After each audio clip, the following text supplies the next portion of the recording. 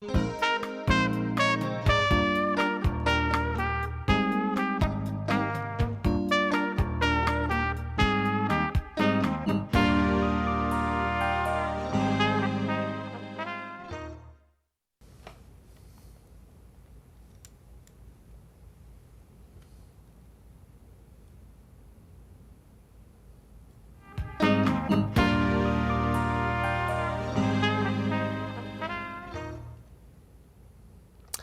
everybody, I'm Dr. Randy Bach.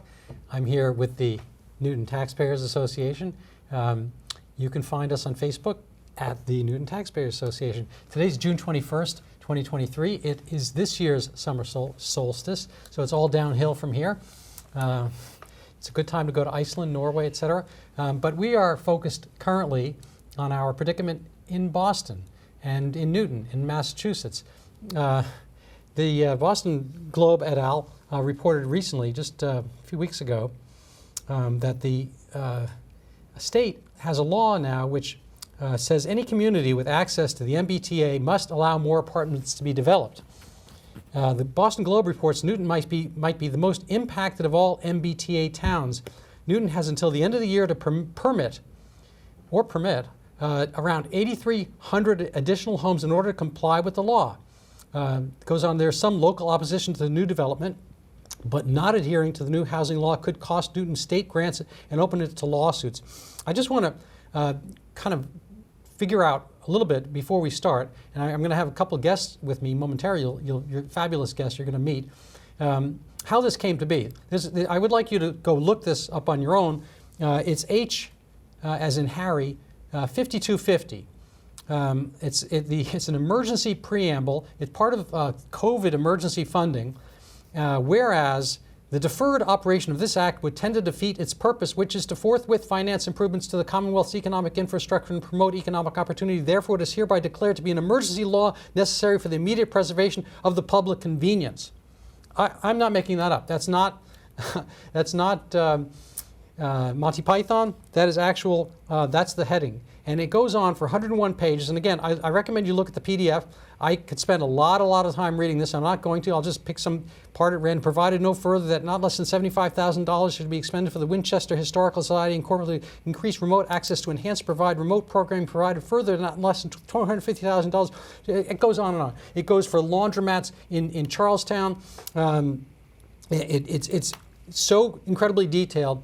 You have no idea how these things happen. And apparently one of the hocus pocus things in here, which your representatives voted for, probably without reading it, along the lines of Nancy Pelosi, you'll understand the bill after you'll read it after you vote for it.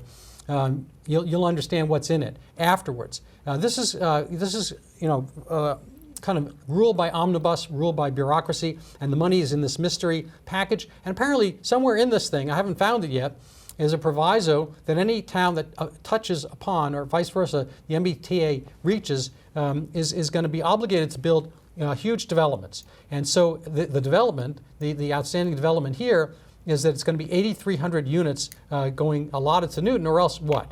I'm not sure, or else what, I'm not sure what the timetable is.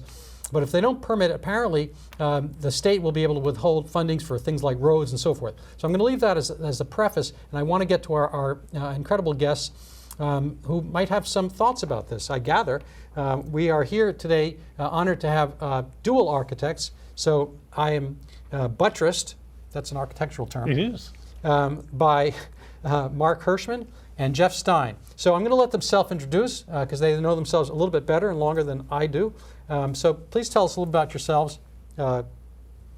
Oh, thank you. I'm an architect in Newton and have been involved in zoning issues for many, many years. Besides practicing, we've done enormous research on this particular proposal and have been presenting alternatives, improvements that have not received a lot of airing and as serious consideration as we'd like. Nevertheless, we continue, and I practice in Newton, also studied urban design at the Graduate School of Design, previously architecture at Cornell, and most importantly, grew up in an apartment building in Brooklyn. Okay, Jeff? Mr. Well, Stein, that is? I'm Jeff Stein, and I'm the past dean of the Boston Architectural College. I'm an architect and was a journalist back when there was such a thing as journalism. I was the architecture critic for Banker and Tradesman, the weekly real estate newspaper in Boston and Massachusetts. And currently, Mark and I know each other because we're teaching a class at the BAC this summer about home and housing and ways to confront this pretty horrifying actual law about housing in Massachusetts and in Newton in particular. Well, thank you, gentlemen. I'm wondering if we can also have a law that says everyone's handsome and everyone gets, say, $1 million, and gravity gets to be kind of unevenly applied when the Boston Celtics play against another team, so we can have more dunks on our side. And I'd like a law, there are all kinds of laws I have in my mind. I'm wondering, gentlemen, what do you think of a law that broadly sweeps 8,300 units should be created in a town? Any concepts and ideas on that one?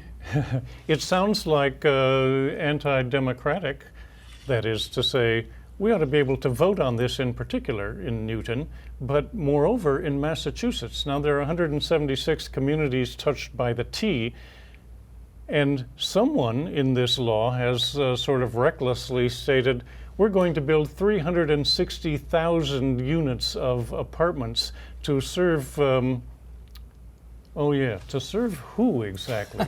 This is a really interesting issue in that Massachusetts has lost population over the last 2 censuses, and even Newton has lost some 10,000 people over the last census.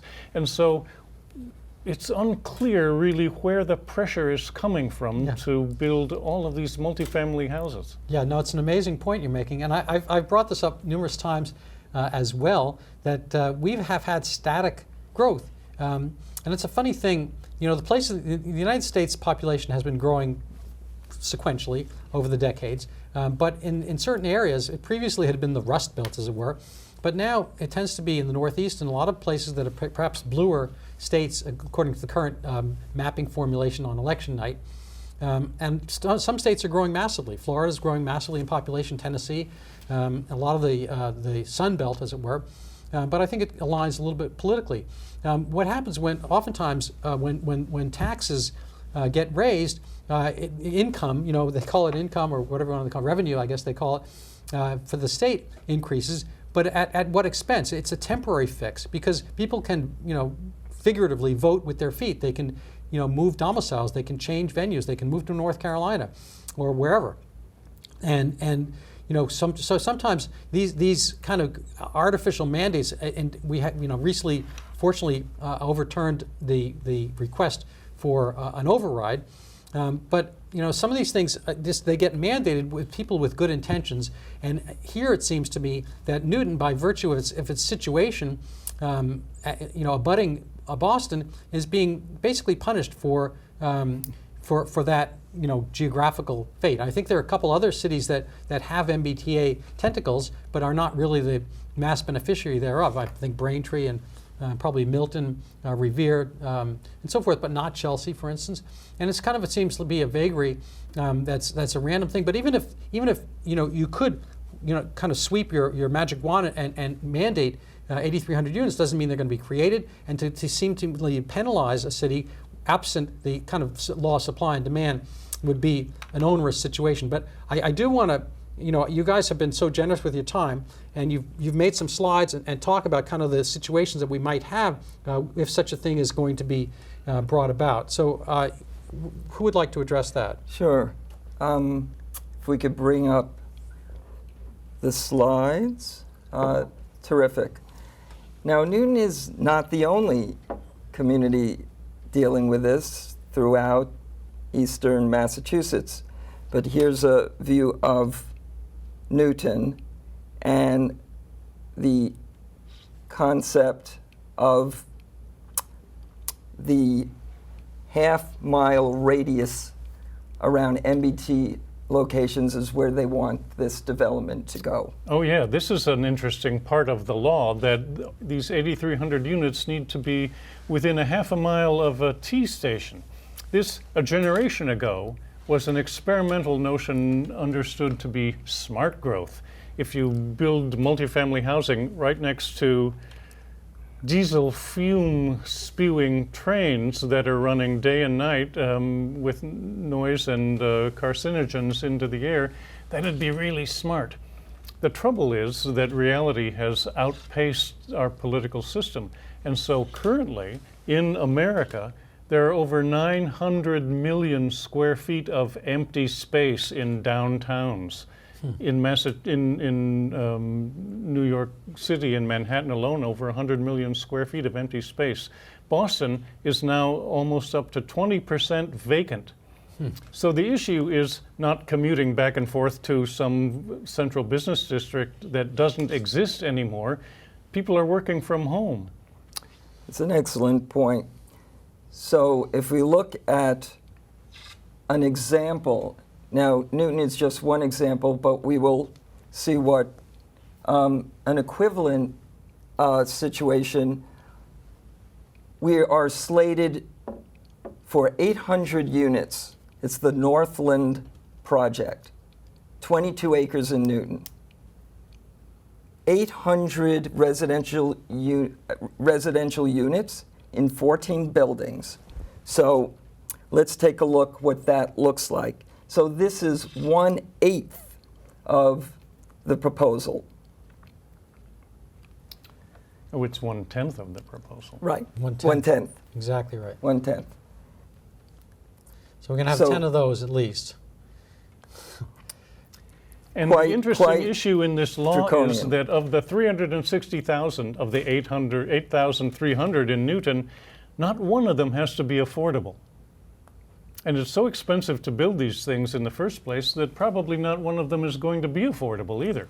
Well, I got to give you a little pushback on that because I am an acolyte of Thomas Sowell, the economist at the Hoover Institute, and he said, when I was a kid, I grew up always in affordable housing. That is to say, I only lived where I could afford. And so Exactly. when I was in I forget which school, graduate school, he said I had 4 roommates. I shared a bedroom, so forth, because I could afford whatever the number was, $100 a month or something like that. And I went through medical school, and I had a tiny little room. I was paying a reasonable amount, like $158 a month back in the Jurassic period, but that was affordable to me. And affordable housing has this irony wherein it's temporarily affordable to you, but it's really subsidized. And so a lot of times people, like their subsidies, and doesn't necessarily promote, when kind of emotional or job career growth. If somebody has a sinecure and they're given a permit, to live someplace at a lower price. And so we kind of, I think, have a little bit of a broad brush applique of this thing, affordable. And so that's my 2 cents on that. I apologize. Well, the application to all these communities is a very difficult situation. It's an imposition, and it was supposed to be advisory with guidelines. The Attorney General has notched it up to another level of saying if you don't do this, you're exposed to civil suits. That wasn't the intent. It was supposed to be guidelines suggested, and if you chose not to do it, you would take some, perhaps, less benefits from the state. So they've really turned it into quite a excessive proposal that will be enacted. It has been passed. The question is how the public can waken up and push back and say this has to be revisited. Mm-hmm. Specifically in Newton, it affects the design of our village centers. Where do you put additional density? And it is not appropriate.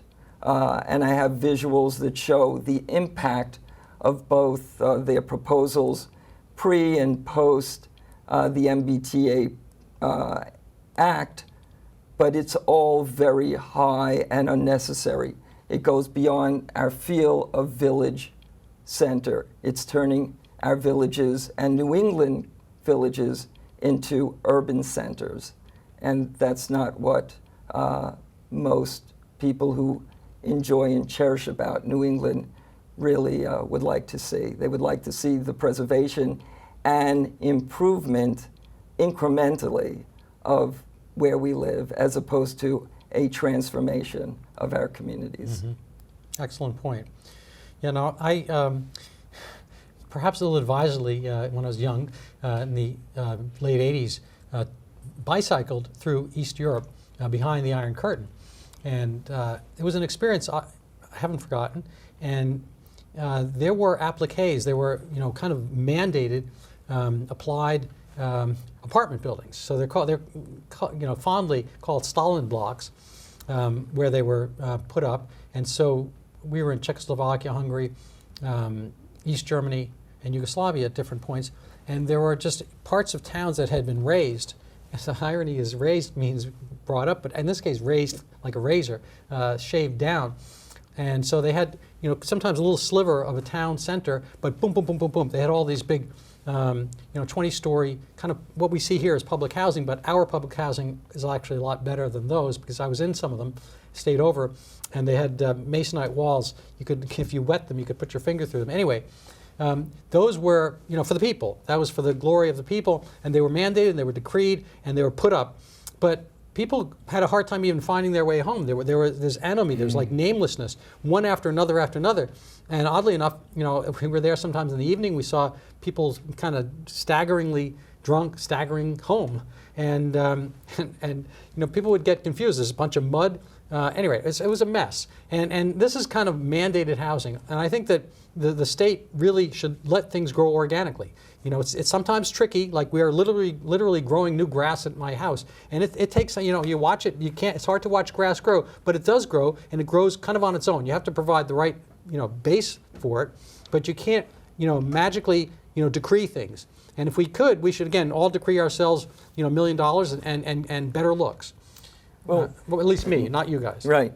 Well, the interesting thing, mentioning about the topology of the Soviet bloc, housing blocks, if we look at what is being built, as we saw in Northland, Trio, and you look at actually the units, the unit layouts, yes, the construction is a little better. Yes, you can't punch your way through the wall, but you can still hear your neighbors. You can still hear the traffic. You still have to traverse elevators and corridors, what are called double-loaded corridors. Post-COVID, this doesn't make sense. And importantly, Jeff and I are studying the dwelling. What's appropriate dwelling for man historically and going forward? Is it a minimum unit in a double-loaded corridor where you can't expand it? And the size of these units are not that different than those that are being put up still in the Soviet bloc, in Korea, in Kenya. We have a series of images we could share, too much for tonight, but it's quite unfortunate. The paradigm is similar. Why? Because they're the most efficient and most easily built and the most profitable to build quickly. Unfortunate. And as shelter, they overlook a really important notion, which is next to the human body itself, a home explains who we are. Our home is important to us. Our ability to enlarge it, to shrink it, to have access to outdoor green space, all important issues that multifamily housing almost never takes into account. There's another issue here too, which is this multifamily housing is trying to depend on a 125-year-old transportation idea, the MBTA. We're celebrating that this year. We're not planning on depending on any other kind of 125-year-old technology in our lives, but we are doing that with the T, which during the pandemic received some $2 billion worth of federal, state, and local funds over and beyond what they usually receive. And yet, at the end of this fiscal year, they're going $400 million in the red. This shocks me. Fortunately, I'm sitting down. To imagine that there's inefficiency within the MBTA or any other government program is a startling revelation. And you know, and I agree with you. I mean, I'm I shocked. Yeah. Shocked, really. So I think I personally am working mostly from home, but you know, those who were commuting in, we had, you know, massive slowdowns very recently. That, you know, the train tracks, you're talking about, you know, an ancient system. The trolley, as it were, is, you know, they're small units. The railways seemingly aren't well maintained. They can't carry people at speed. This is not even, you know, the New York City subway system, which itself is antiquated, but it has higher capacities, bigger trains, and so forth, and many more stops and whatnot. Now, this is, you know, we have a radial system. Basically, it's just, you know, everything goes. If you want to go from, you know, basically there's a hub and some spokes, and so forth. I had some dental work not too long ago, and I talked to the hygienist, and I think she lived in Sharon. My dentist office is in Newton, and you know, she's kind of a young mom, and she's filling in. Anyway, she makes the commute by cars. There's no way that she would be able to have that job or that reach to find jobs such as this if she isolated herself to the hub and spoke system of the MBTA. She'd have to go into the city and then out of the city, and all of her jobs would be lined up along that city.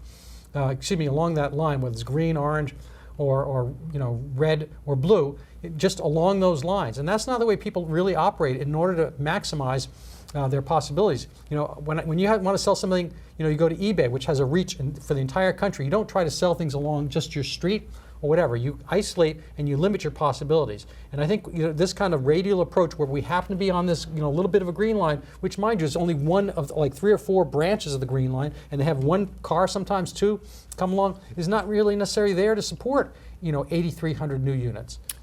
That's so true. And the whole concept of having to go to the center and limiting that, and part of the proposals in many towns, and Newton's considering, is to get rid of parking.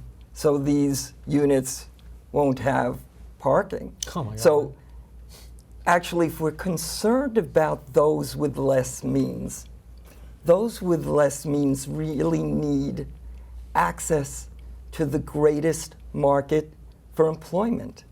And that's what the car affords. And that's why 90% of households in America have access to a car. And it's essential. And so this paradigm of connecting and saying the T is the answer to those that you know, need jobs and for the future of our communities, that's really not the liberation that we're looking for. I think a lot of times we have our political betters, you know, having perfect theories that just don't happen to work in practice. And we don't necessarily want to be those upon whom those are practiced, you know, in theory or in actuality. Exactly. And, you know, things have changed so quickly in the world and in America. For instance, prior to the pandemic, there were around 160 million people who commuted by car on a daily basis in and out of cities and to their jobs wherever they were. Since the pandemic, right now, not in the middle of it, but right now, here in 2023, there are around 105 million. We lost a third of the commuters who are no longer commuting, mostly because they're working from home, but also there's a generation issue. That is to say, baby boomers are getting old and retired and not working at all, and so they're not commuting into any jobs. And so the reality of how culture has changed from having to go to a center to be part of a network now, and as the population has aged, things are just different. The solution that 8,300 new units of multifamily housing in Newton, that doesn't solve anything. It's not the answer to any question that's current. Yeah, no, it's an answer in search of, it's a solution in search of a problem. Exactly. That's often the way to failure. We learned this, I looked at startups and entrepreneurial businesses and so forth, and you have a great answer, but unless somebody's really asking the question, you will be isolated and unproductive. We only have 4 minutes left. If there's some slides you want to go through quickly, yes, we'll go through we'll be them able to do that, quickly and then I want to have a sum to up. whet the public's appetite to see what the draconian ideas of the high-density upzoning proposed. We'll take a look at it now. So we'll first look at Newton Highlands. These are the maps. VC3 is the highest density, 4.5 story, plus incentives for 1 or 2 stories. If they do some inclusive housing, which is just a certain percentage of adjustable gross income, it's still not truly affordable for those that with really less means. And here's updated maps to that effect. And here's our existing Lincoln Street. And we could see on the left side what would be proposed. And then if on the right That's an side. interesting issue in that, if you have a 2-story building, you can't just add 2 stories to it. You have to demolish the whole building and build an entirely new one in order to get more height in a village center. Yeah, nothing's preventing these things from getting built. I grew up in New York City, Yes. where we are foreigners together. Mark, he speaks Brooklyn, I speak Bronx, but somehow we were able to communicate tonight. But cities grow, but they need to grow organically. They need to grow on demand, and you'll see it when you look at this. If you look at this kind of skyscraper map of New York City, there are places where they grow, and part of it's kind of according to the bedrock, what things can support it, but it's also where people want to be, and you don't necessarily make these villages and then have people come. China did this, and they went to a huge crisis. They built all kinds of massive developments in the last 10, 20 years. And cities that are frankly abandoned because people didn't want to be there. They just built the buildings and they expect people to kind of populate them. But again, as Jeff is saying, we do not have a population growth issue in Massachusetts and in Boston area nor in Newton. And the more you kind of make these mandates, the more you have people shy away and move to places where things are less complicated. People want the ability to make their own way, and the more you kind of raise taxes, which is the taxpayer part, and the more you just these other issues, I think you wind up having results that are totally inimical to your proposal. And also to incentivize the housing to be on Main Street, where it's noisy, all the complexities historically, Right. that's not the desirable place to put habitation. The history of the tenement, and these are small units, and we could just take look at a few more images if you'd like, of the heights that they're looking to do. It's quite excessive. All right, so I'm going to wrap up insofar as I can. I'd like to leave a last word for Dean Stein. Really? Yeah. Well, thank you. It's a rare moment of generosity. I'm horrified by this law and that it could actually happen in Massachusetts and in Newton in particular. So I'm hoping if you're watching this, you can stand up and be counted and make something of your citizenship here in Newton, and help your neighbors to understand what could be about to happen to them. Well, thank you so much. Mark Hirschman, Jeff Stein, we are the Newton Taxpayers. Why don't you contact us and try to get active and activated so that you can help, have a say in the way your town exists and the way the Garden City either stays a Garden City or not.